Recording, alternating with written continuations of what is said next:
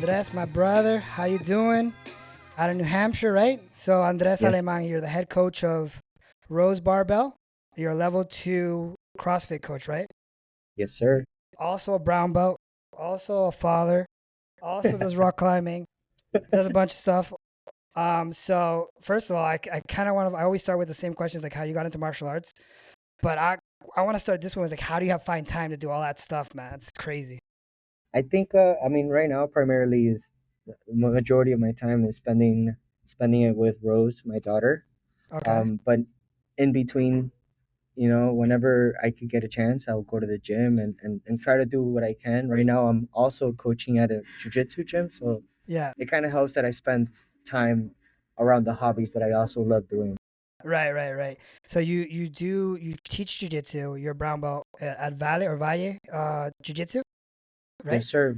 Via Jiu-Jitsu out of New Hampshire. We're actually in Londonderry, and Uh huh. I love it there. And you teach out of that academy, right? Yes, sir. You teach kids class. You teach adults class. What do you teach?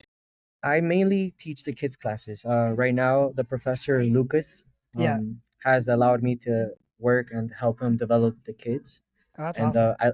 I love it. For me, it's been something different. I've been used to coaching CrossFit and weightlifting, but now being able to coach, the kids of jujitsu, it's been a nice change in my coaching dynamic, and I'm really enjoying that process. Right. Okay, so let's circle back and let's get kind of into the main question: how you got into martial arts and how you got into fitness. And I'm gonna allow you to kind of tell me your story. Yeah, for sure. I mean, I was always since UFC, like majority of the people, as a kid, you see something like that, and it creates an impression on you. So I fell in love with the sport of wrestling ever since I was like small. Okay. I started wrestling in middle school. Did that all throughout high Here in school, Miami. and yeah, here in Miami. Where'd you go? Um, I grew up in Doral, so I went to Doral Middle School, and Okay. that's where I started wrestling. They had a All right. wrestling program there. And then I went to high school at Ronald Reagan in Doral, Okay. Yeah. and I was wrestling there as well. How's that And room? How through was those two rooms? Like, were they tough rooms?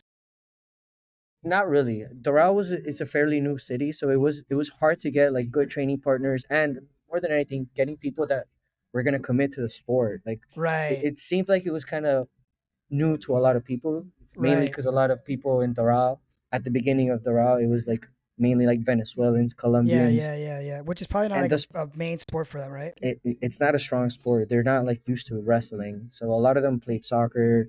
A lot of them played baseball, but the season in high school for me would start with like 15 kids and will end with like two.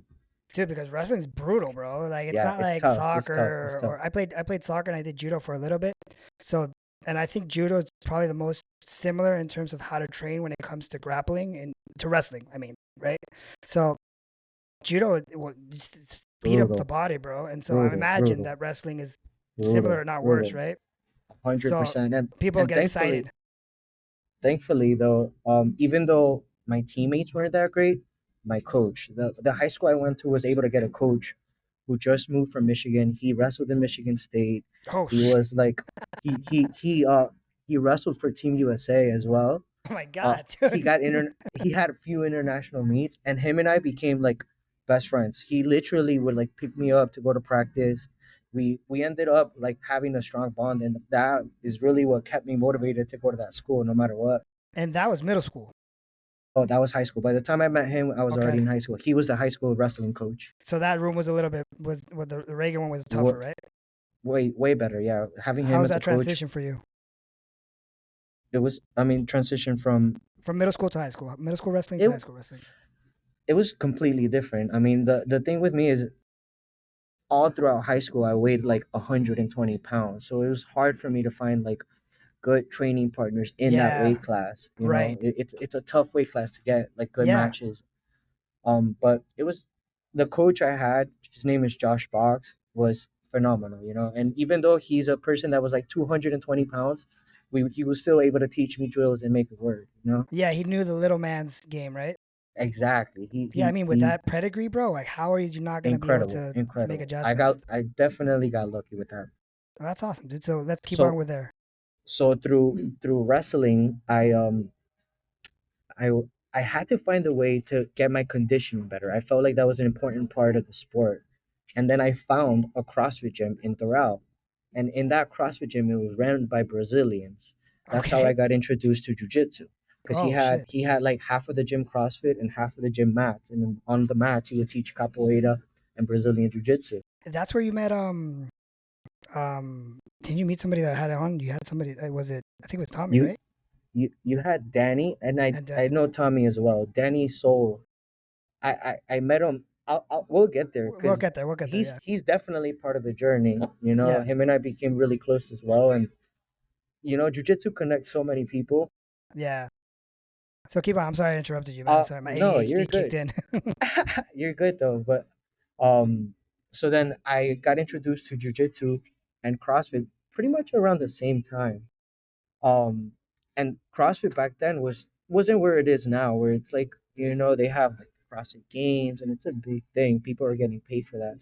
Back then, it was just for me a way to get in shape for wrestling. And then Really? out of curiosity, I saw jujitsu and I was interested. So I would go like after practice, I would go to the CrossFit gym, try to get a workout or do jujitsu. And little by little, I fell in love with jujitsu. And it was hard for me because it's super different in the sense where like in wrestling we grew up not being on our backs. No matter what, you Right. cannot be on your back. You should not sleep on your back as a wrestler, you know? Right. Right. You know, it was to the point where like you have to have that in your mind. And then in Right. jiu-jitsu it was, you know, start on your back, do drills on your back, and it was a nice compliment. I saw it as a challenge, and I really fell in love with it. Were you ever like I'm assuming that you gained kind of this like sense of reaction when you do jujitsu. Let's say you're doing wrestling, right? But when you're training so much on your back, you kind of have this reaction that you don't mind getting twisted to your back. Does that kind of affect your wrestling in a negative way anyway? In any way? I don't think so in a negative way. Like I you're think able it to put just a switch.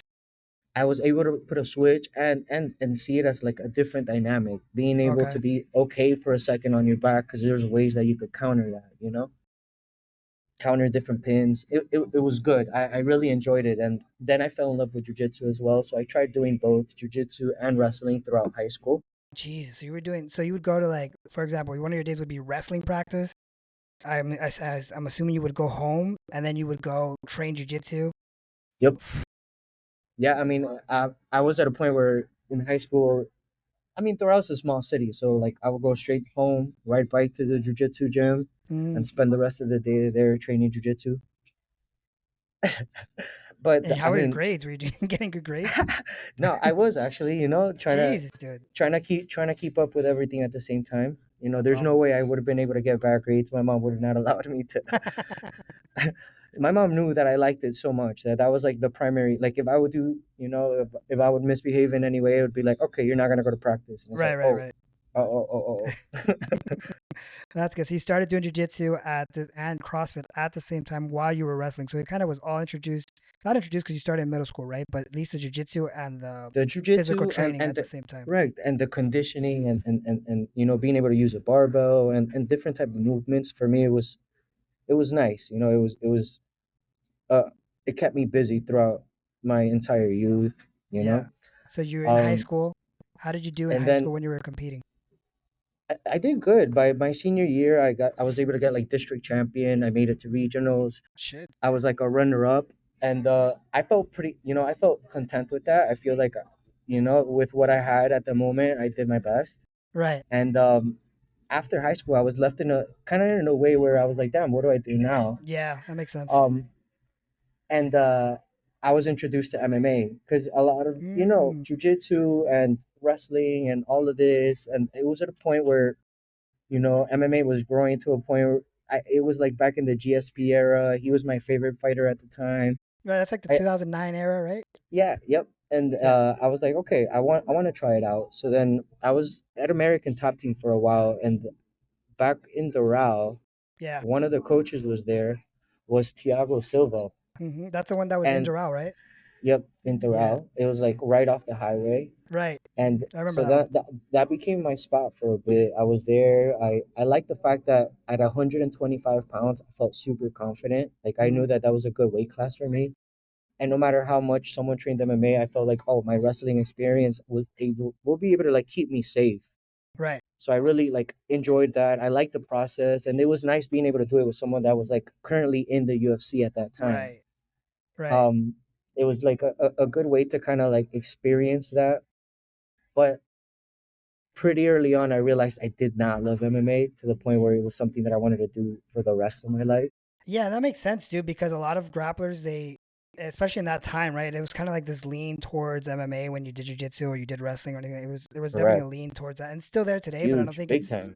not as present because now there's more opportunities for jiu-jitsu competitors, A right? 100%. But 100%. there's something that jiu-jitsu, then you lean into MMA, and it's like I kind of like the grappling or whatever. But it's always this push to kind of train MMA as well. But yeah, I Back, mean, especially back then, dude. yeah, Especially when you had like someone like a Rashad Evans, who was someone that I looked up to a lot back then. it's a good You role know, model. it's a wrestler that came into the UFC, was super successful, primarily because his wrestling was great.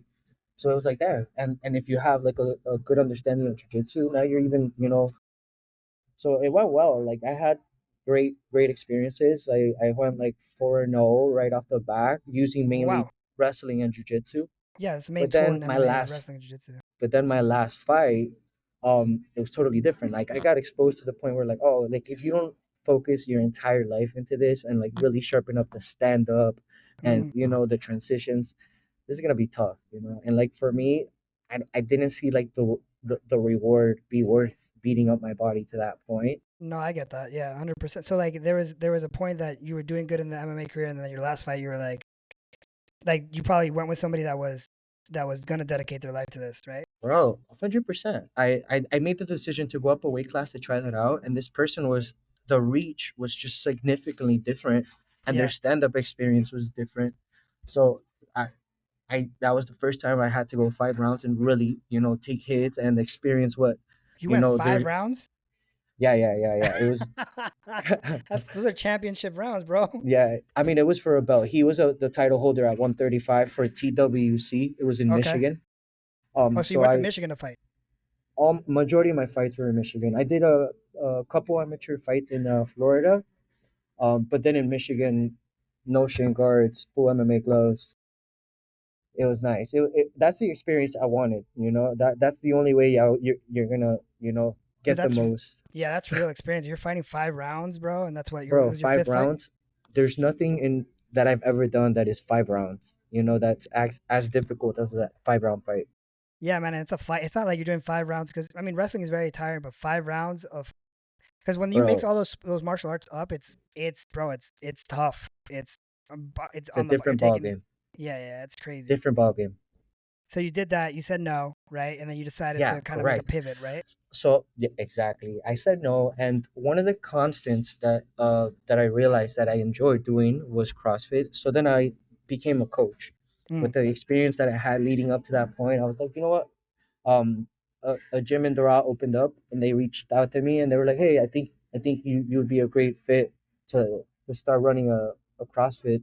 Did you Um, do the examination before that, or they just called you to come in? Yeah, I mean, I had gotten certified the level Right, one back right. back in the day. With the level one, you could open up a gym. Things Okay. have finally changed a little bit, but Yeah, I agree with that. I think that if you're gonna open a CrossFit, you can get a lot of injuries if you don't know what the fuck you're doing. bro, it was back in the day where there was a lot of that happening. There was a lot of terrible technique and form, and through that space is where I met Danny. Danny Uh, Soul had his gym already running, so yeah, when I started coaching, I was also an athlete under Danny and his gym, and I got to learn a lot from the back then and still now the greatest sources in Miami and in Florida. yeah, I So it agree. was that's how I made the connection with Danny, and I met him when I was young. So he knows me for a while, and he knew how much I like wrestling and MMA and jiu-jitsu.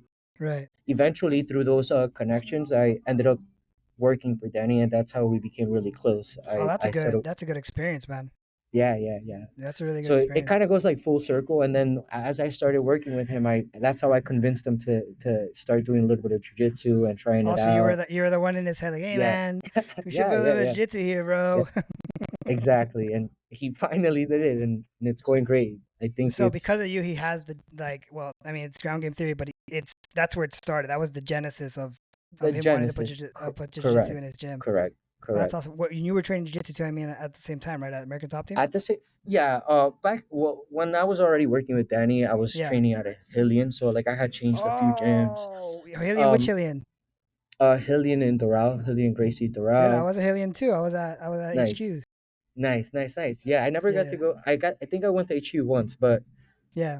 it's a great team. Great team. It Yeah. was a great experience. Made great connections there as well. Yeah. But I had taken a long break from jujitsu because when I Okay. started working with Danny, my main focus at that point became Olympic weightlifting. So through Cool.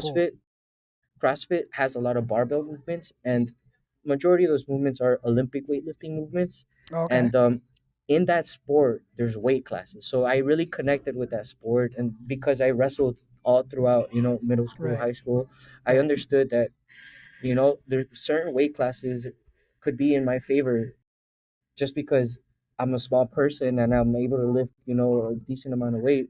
Right. That makes I sense. so then I really like dove into that sport, and I took like 5 6 years, from training seriously in jiu-jitsu so that I could dedicate to that sport. And that's how I fell in love with that sport. Now, like, that's what Rose Barbell Club is a club where it's primarily Olympic weightlifting.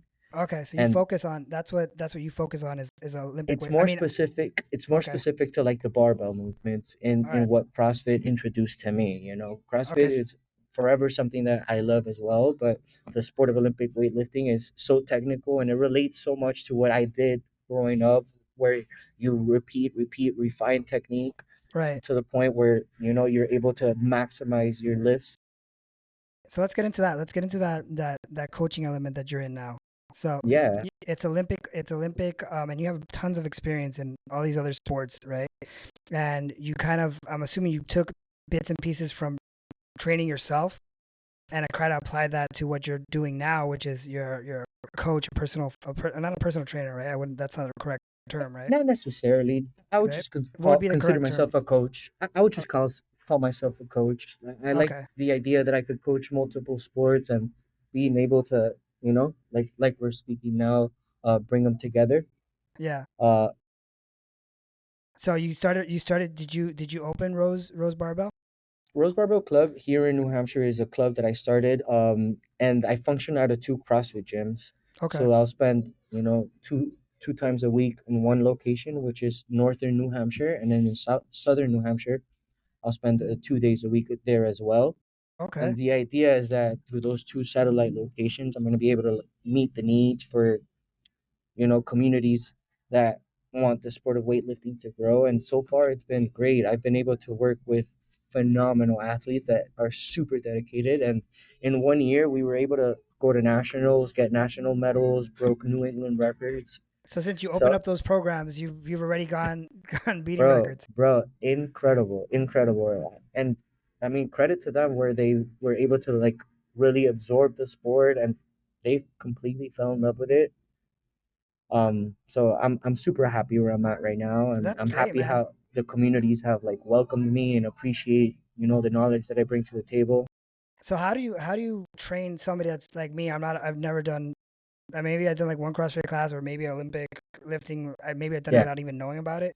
How would you take someone like me that doesn't know anything, right? And correct. kind of structure them without giving too much detail, right? Without and structure them correctly to make sure. How does that even like? How do you encompass that in your brain? Like, what's the plan that you put together? Okay, so that's a great question, especially because my main focus is primarily kids. Okay. One of my biggest beliefs is that you've probably heard this before. Oh, as a little kid, you should put your kid into gymnastics. It's a great way to Yeah, build a foundation. For I've heard that. me, that is not a wrong idea, but the Okay. sport of weightlifting is probably safer than gymnastics, and it could create a huge output if you start young because there's better technical efficiency, and then Okay. the kid is really not unsafe unless the coach Right. knows what he's doing. That makes sense. That It's makes a lot of sense actually that you say that. super progressive. Like you don't have to like load too early, and you let them build technique to the point where the power output can actually make a difference in whatever athletic sport they choose to do. Okay. So Because let me like ask you a question. Like this might be a dumb question, and I apologize for it in advance if it is. But I grew up with my father would lift weights would lift weights right around the house. That was something that he would do daily. But he wouldn't let us lift weights because he'd be like, "Oh, that stunts your growth." Is that correct at any? No, that's a misconception that Okay. currently the sport of weightlifting has to, try to educate people that Yeah, that please is do. not the case. Olympic weightlifting actually helps bone density, which helps you grow, and not only grow but be a stronger, sturdier human. Okay. And like I said, the risk of injury is super minimal because unless there's a unreasonable technical flaw, no one should be getting hurt. Right. So it's really important. Like the importance of having kids in Olympic weightlifting per se, it's kind of that you have to make sure that the coach knows what the hell he's doing. Right. That is the That's the key, key. 100%. That's what I feel will keep the kids safe, and not only safe, but being able to perform to the highest level. So, like, let me give you an example. Two of the kids that are in the club right now that have broken New England records, they do sport. They do sports year round. So, like, one of the girls, her name is Rin. She plays in the boys football. She's the quarterback. She will play basketball right Ooh, now, and then she'll play lacrosse the next season. So she's currently doing sports, but guess what? At least 3 times a week, we have sessions together, and she focuses in weightlifting and is able to compete in all those sports at the highest level.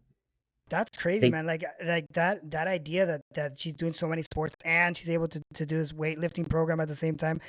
It don't like how do you avoid just how do you avoid like the burnout and the soreness and all that stuff with what they're hundred doing? percent, 100%. Being able to understand, hey, how was practice? When is your next practice? How do you feel? Did you sleep? Are you eating good? All the fundamental things that create an athlete. But the best thing about this is that their parents, both of those kids, their moms are also in the club and they experience similar sessions. So like they're Mm, very supported. Their right, parents have given them full support in the sense that, making sure that they're nourished correctly and right, sleeping correctly and taking them to practices. And as far as what I can do for them is making sure that they learn the technique over any load because I understand how much they're doing outside of the gym. right. But little by little building, not pushing them to compete That's gotta be tough frequently. with kids, man. Because I'm just thinking like right now, because you ask a kid like, "Oh, how do you feel?" They'll be like, "Oh, good," That you that's know. that's true. So like one of the things that I do, I would warm them up with a box jumps, and depending how they do, because I know what their maximal box jump is how I'll tell how tired they are, and that'll be a Oh, good way to understand. Okay, today we're not gonna go heavy. I saw your jumps, and you probably got to like 80% of what you usually jump. It's showing me that there's no need to go heavy. We oh, keep it that's super cool, dude. technical. So you kind of have like you kind of understand. You have this baseline of the kid's performance, and in the warm up, you're already like checking that baseline to make sure how they can perform. Is that a numerical Of thing, or do you course. just know that by gauge? By gauge, I mean, there's a day that we test specific things like the jump or a seated jump or a straight-legged jump, different variations that I could switch up within sessions and then be able to tell how fatigued the kid is. And also simple things like reading body language, Okay, okay. So that asking comes into questions play like, too, "Hey, right? how was your day?" Yeah, just not like directly. How do you feel? Are you sore? Exactly, exactly. A kid is not going to be able to tell, and majority of kids, they're going to be like, "Oh, I'm perfectly fine." Right, right, right. And it's good that the other component that you're talking about is that having that supportive parent that they're able to I balance it think because that's if I think that's the one of the keys for their success, yeah, having the because if you have an support. overbearing And parent, yep, and not only that, but them being able to share that experience with their parents for me is very unique. And that's something that I really love about the club, the fact that there's parents lifting as well with their kids. That you really can't do that in many other sports. no, man, you can't. That's And not true. only that, but being able to compete in the same competition with your mom, what a unique experience. I love that for the community. Yeah, you're going as a family to the competition. That's Bro, awesome. that is awesome. So you do the kids program roast. Do you also do adults as well? Yeah, well, yeah, you just Definitely said you did. adults. I'm It's a sorry, mix. Yeah, no, you you're just good. said it. You're good. I mean, my biggest focus is youth athletes, but I have a ton of senior athletes, a ton of master athletes as well. And I love the sport of weightlifting, and I think it's something that anyone could do. Is there a reason why you chose? I mean, I'm from what you're telling me, I'm assuming that you chose to focus on children, on kids weightlifting. Did you have like a kind of like a reason or something that made you A want to go into hundred that percent, direction? 100%. That's the right question, actually. Because I started working with Danny, he really believed in my ability to coach youth athletes. Because it's a task that not many coaches in my field are confident in doing. A You know, hundred percent. Yeah, it makes such a sense. technical sport. Kids, you have to have so much patience Yeah. and so many different ways to communicate with them in the most simple way. Hmm. You know, coaches in my field like to talk in the fanciest language that Yeah, even man. an adult gets confused, you Oh, dude, know, I get like that. Yeah. so they don't understand how to like be clear and precise with youth athletes, and that's something that I feel confident in. And Which, to be honest, like if you're able to break it down, something so complex or technical into a way that a child will understand it, it probably means that you have a better understanding of the concept than most people that can yes, only use yes, yes, jargon. yes, correct, a So hundred you percent. So so that, you felt confident with kids, and you knew that that was something dude, that's probably needed too, as well, right? there's so much demand for that, bro. Olympic weightlifting is something that sometimes kids get introduced at a point in high school by your football coach teaching you how to do a power clean, Mm. and that is like they probably have the worst understanding of that movement, and Yeah, because it's not it their field, right? correct, so it becomes so underused, and if it's used properly, I feel like the value is humongous. I It's think also the good turn, for no injuries, like to bro, right. injury prevention, all of it, no, I think the reward if you do it properly is completely completely worth it. But if you don't do it right, you're not getting much out of it, You're and probably you're doing worse to your risking, body, right? correct. You're risking injuries. You're risking, you know, compensations. Right, right. But that's how I mainly focused on youth. Danny gave me the opportunity to start a kids class, and then through that, a lot of kids got into it. We were able to build a team. We Well, took that's a team super to cool, man. nationals. We, the whole thing, and it was great. You know, Dude, I think that's awesome that you wanted to focus on children because as an adult, like I'm just thinking, I'm not a coach, but thinking in jiu-jitsu to them, it's always funner, entre comillas, like to coach adults and to be an adult and see the adults compete. And not a lot of people want to jump into the bro, which is where it's probably more needed because they're in growth, they're growing. You want to make sure they have healthy development. habits. Exactly, exactly. So Correct. it's pretty interesting. I could develop a mindset and I could develop an athlete like from the core rather than trying to convince someone or trying to fix bad habits. Like this athlete at a younger age will understand it to a different level, and it'll become something more organic in them. Right, dude. It's, you know, It's like, and also like you were just saying, you know, have to fix bad habit, and then I watching these kids progress into better athletes and watching them knowing that you gave them that foundation and as they progress and get older seeing them progress in the sport and physically as you know being strong kids knowing that you took part of that that's sounds extremely rewarding, man. yeah, that's definitely where I'm at, and I'm super happy. I think the most rewarding thing is being able to see an athlete that I worked with, accomplish goals. I'm at a point where I'm no longer, trying to put every emphasis in my own achievements. I love being able to see my athletes, and I'm super happy that I'm at that point as a coach.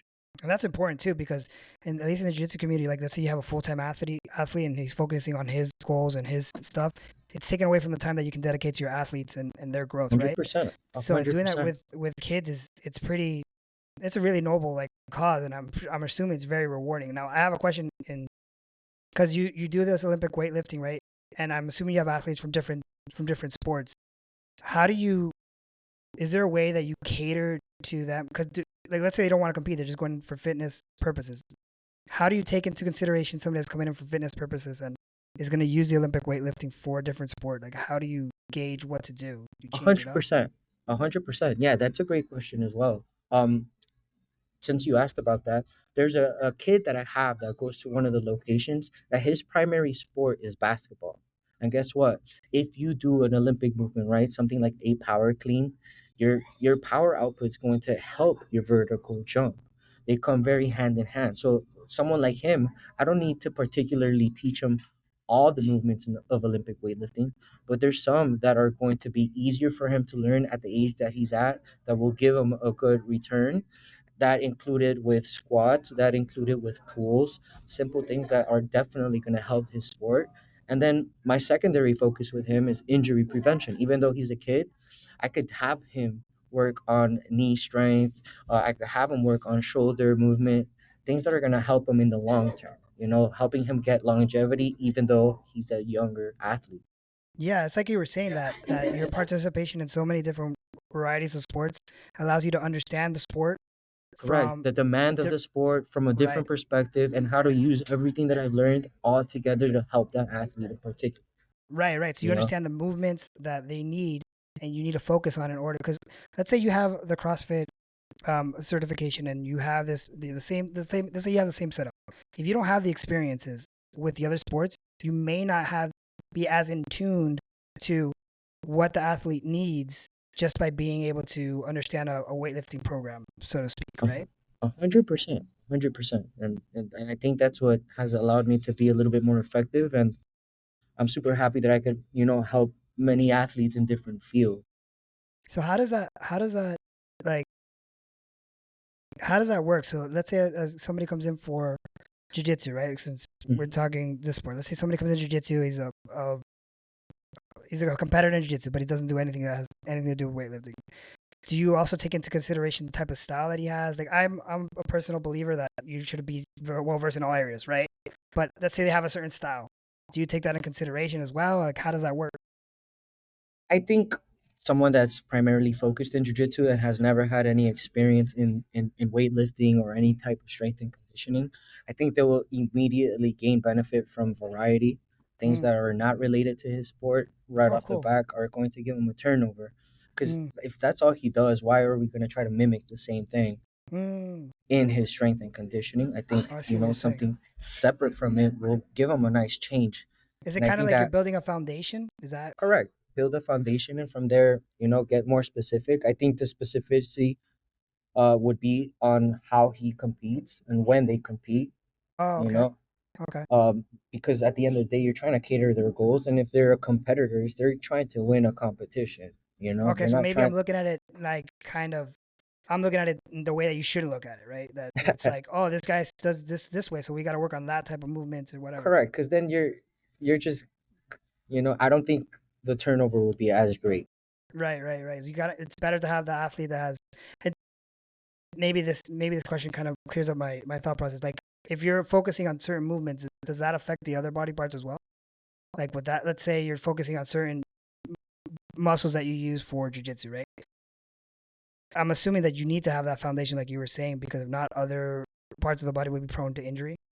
Correct, correct. And building a foundation, you'll be able to have more data, and with that, you'll know where Mm, the person needs to improve, whether it be, aerobically, whether they need to gain a little bit more strength, uh, and overall, for someone that competes, my secondary goal would always be, making sure that their knees are healthy, making sure that their shoulders are healthy, because I know the demand of jujitsu.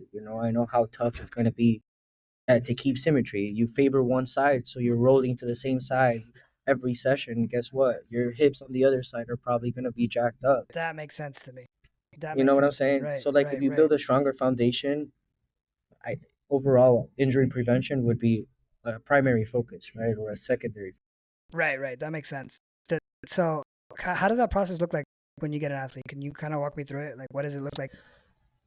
Yeah. So, for example, right now I have an athlete. He's a youth athlete who competes in the sport of jiu-jitsu, and right now my primary focus with him is building a foundation, making sure that he could safely do something as simple as a box jump. Because guess what, if the kid has only done jiu-jitsu and grew up on a mat, there's going to be a lot of athletic things that for some kids might be a simple thing that they're not going to be able to do because just they're not exposed to it, right? Yeah, that makes sense. So like learning teaching the kid how to properly pick up an object is a primary focus for me. Making sure that they understand that they need to keep their spines upright and rigid, the understanding of properly bracing, breathing properly in exercises that are strenuous. Yeah, I dude. think that with that foundation, the carryover to any sport that they choose to do significant. So it's like technique first, and then so you make sure they A come in, hundred you percent. have a technique, and once they have the technique, then you start gauging their strength. I'm assuming. Yeah, gauging their strength, start and slowly start building them to be able to take higher loads on particular exercise that they do. But I think technique is primary, and making sure that you keep the person safe. Right. So there's not it's not like since you're doing it for like another sport, there's no reason for you kind of like keep increasing the max weight that they do, right? Like there's Correct, right, correct, correct. I don't need them to break a record on right, on a movement because that's not their primary focus. I'm there to be a complement to whichever sport they're actually wanting to succeed in. right. That makes sense.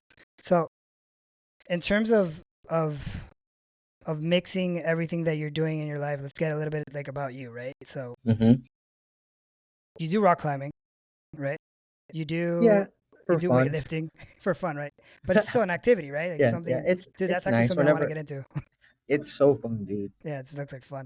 Okay, so rock, you do rock climbing, you do jujitsu. What does your schedule look like? How does your day to day life look like? Right now, majority of my time throughout the week, I would say, is on the mat teaching the kids classes. I teach like the little kids classes, the bigger, the teens kids classes.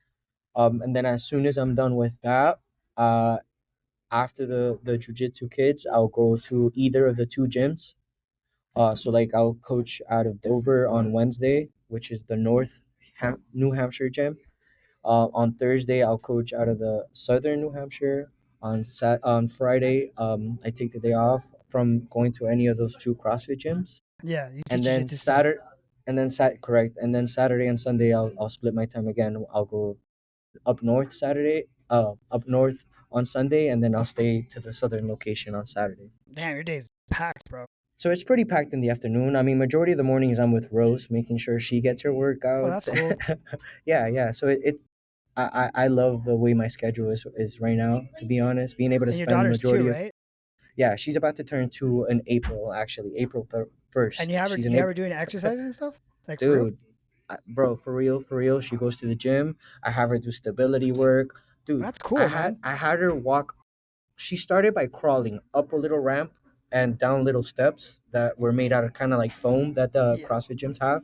yeah. She's at a point that she'll like run up the ramp, run down the stairs, and those type of exposures, even though she's under two, are have developed a kid that is resilient. She will fall, she'll get up, she's not gonna be crying, Mm, she's gonna try. I started giving her like a 2 pound little ball, and she'll pick it up. And then one time I actually had her try like a 6 pound ball, and on her first try she was like, she couldn't pick it up, and guess mm. what, she kept trying and she picked it up. That's awesome, dude. I do things like holding onto the rig, onto the bar, Mm. and just building her strength, having her That's progressively cool, hang man. longer and longer. So yeah, I have a good time with her, and There's taking her also to like all an the gym element of like you just said, that element of resilience is also being embedded them through that action. Yeah, early on, and she loves it. She'll want to do more and again, and I'll put chalk in her hand, and she wants to get on again. that's So awesome, dude. it's been amazing, to be honest. And it's good that you're doing it at such a young age, man. Like a lot of people will, like nowadays, people are feeding their kids shit, putting them in front of a pod, like a screen, and letting them wither. You know what I mean? So it's good that Yep, yep. somebody's doing that, paying attention to these kids and building them. Yes, yes, I'm super happy with that. So how you doing? You were in New Hampshire now, but you were out of Miami. How long you been in New Hampshire? Uh, New Hampshire, I'm about to be here for 2 years. It's Oh, about so to it's be two recent. years. Yeah, it hasn't been that long. This is gonna be my second winter, and Oh, the apparently my first winter was an easy one, so I'm excited to see. That's what everyone keeps saying. So let's was it an see. easy one But for you? it wasn't terrible, to be honest. Oh yeah, I was kind of concerned how it was gonna make me feel, but it wasn't bad. It's manageable, and the fact that a lot of the gyms here are equipped with good heaters, yeah. it's That's all kind of. good. So how's Uh, the jiu-jitsu scene up there, like compared to here? it's different. That for sure, it's completely different. I like the communities here. They're very Mm. welcoming right off the back. When I first arrived here, especially the academy that I'm at right now, super great community. Made it very easy for me to like want to constantly be there and train. And now I'm working there, so Also, I'm grateful you with. started training there first, and then you're like Yeah, they a invited you hundred to coach. percent correct. 100%. I started training. It hasn't been that long, but they had just started as well. So I've been with them pretty much since they started, and it's been a great experience. Lucas Valle, someone that's super knowledgeable, and I definitely appreciate anything that he's. giving me And the you're opportunity. coaching the kids class over there. Are you also like taking them to tournaments and stuff like that? Well, actually, next weekend I'm going to be going to Philadelphia. They're competing at a tournament, and I'm excited to see how they do. Is that the first one you do? Is that the first kind of kids tournament you It's the do? first one that I travel to. There's been a few local ones that I have gone to coach them at, Yeah, but they've been like down the road. Nothing where we right, have to local. actually travel to, and like they've been working towards this since the beginning of the So year, it's a bigger one. training for this. Yeah, it's like the world's edition for that tournament. Oh, cool, man. Um, yeah, so I'm excited for them. I think it's been more than anything like the experience for them to work hard and go through something challenging. That's the best lessons that they could get. That's got to be like it's how's that experience been for you, like teaching and coaching jujitsu for these kids? It's been it's been amazing, being able to like carry on a lot of things that I've learned as I coach different sports. Simple things like being able to like communicate efficiently with a kid. Yeah, yeah, Understanding yeah, yeah. that they process things a little bit different than adults. Right. Um, I think it's helped me in a way where I feel super confident now that, as I've got a little bit more time with it, that it's something that I definitely want to do. And like, I look up to, kids teams. Like in Miami, they have the alpha team, and, Yeah. they have so many studs early on. And I think Hmm. that's going to make a difference in the sport overall. If I want to make Yeah, an that makes sense. impact in jujitsu, and if I want to make an impact in the sport of Olympic weightlifting, I need to work with youth athletes. That's a So good by the point, time, man. you That's a know, really good way and like long term thinking to think bro, about the sports of growth. that That's so true. That's so true because everybody that says, "Oh, I want to have like a beast team that comes out of adult team or whatever," and they want them to be winning worlds, but they don't really talk about like how important it is to build a good, like how did those guys get good? You know what I mean? How correct, did they get to correct, that level? It's building the correct, kids programs. That makes correct. sense, man. That's cool. That's really cool, and I'm assuming that because you do this weightlifting and you have that experience in Olympic weightlifting and you understand kind of how to train athletes, it incorporates to what you're doing in the kids program at Valley Jiu-Jitsu. Bro, 100%. And not only that, but Lucas, the owner, allowing me to put a little bit of my influence and what I know into his curriculum. Something like, for example, uh, we test kids before they get stripes, correct? Other Mm, academies do that as well. But the mm, last test that they just did, guess what? It was on functional movements, making sure mm. that all the kids can do things that are simple, like a squat, like a push up, like a sit up. Because guess what? If you can't do those properly, what are the chances that your technique is not going to be executed the way you want to? Interesting. That's interesting. That's kind of like a new It's a new concept. concept, a hundred That's pretty percent. cool. Yeah. It's a different way of seeing things. Like if I want my kid to actually execute the technique that I'm teaching them, I need to make sure that they could actually move properly and be strong in a way that they could do those movements. And they're like the introductory movements that you would need not just for jiu-jitsu Correct, but for any sport. So let's just say that they don't stay with jiu-jitsu for the rest of their life. At least you know that you've incorporated correct. in something in them apart from the self-defense that other academies get, but also the fitness part of it that you wouldn't The get at another movement, academy. bro. It's Right. it's like basic movement. If you do a push up improperly, you're just not moving right. If you can't squat right, you're not moving right. And it's sad to see that there's a lot of kids out there that can't do a push-up. You know what I mean? Bro, incredible, incredible. I mean, and I think like you just mentioned, the return would be great even outside of them. Right. Right. It's like it's what you're doing in terms of like making sure that these kids can have this that not only the jiu-jitsu, which is important for self-defense and a bunch of other stuff, right? But also the physicality that it takes to be doing a sport, but not just for the sport, man, like for life, like Right, understanding those movements and being able and capable of doing those movements for anything that you do, just to stay healthy and building those healthy habits in children is going to affect them. Maybe they're an athlete, maybe they're not, but maybe they correct, become an accountant, but correct. at least they have that instilled in them. Yep, That yes, sir. taking kids early and I don't want to say indoctrinating because that's like a bad word, but I guess it's the only word that comes to mind right now. But giving them that um, those life lessons early, you know what I mean? Correct, correct, correct. Is essential, dude. It's important, and that's really I good, man. think it's important. When I asked you to interview, I talk about athletes, but I'm really happy that we got into the fact that you focus on kids because I think that's something that's a lot of people aren't doing Yeah, yeah, yeah. I think that's something that to that detail, separates me right? from. correct. To that detail, to that, it's more than anything like the passion that I have for it. It really, drives the difference. Dude, the thing is that people will have their kids program as like because they just set up a, just because they have to have it, right? And they'll Because teach they them or know it's a whatever. way correct. It's another way to get more people. But Yeah, it's like a revenue stream. It's another revenue stream that they're gonna have. But you gotta like take into consider. There's very few gyms that they have their kids programs, and then they go to the detail that you were describing right now. yes, And sir. for Rose Barbell one and for Valley Jiu-Jitsu as well. So like you're doing those two things, and I think that a lot of gyms can learn from that. You know, making it a priority because it's a long-term thinking thing. Which brings me to the other like some kids they quit when jiu-jitsu is difficult, right? Like it's hard because it's a hard sport. But is there a way that you can like do you how do you make it fun enough for them? Like how do you make it so it's someplace that they want to be at? That's a great question, and I think that's a challenge that you face in any sport. To be honest, Mm-hmm. kids burn out if they start seeing it as like a drag. Uh, if they experience things like bullying, even in the safest sports, that's still a thing. Yeah, yeah, yeah. Making sure that you keep a safe environment, making sure that you keep a friendly environment, making sure that you keep them, stimulated in a way that they want to come back and they want to challenge themselves, safe challenges. Right. I think that's the best way. You make little goals for them, and you make games in a way that they have fun and still learn. Yeah, it's kind of like play too as well. I mean, that's the best way. Even adults learn the best way is through playing.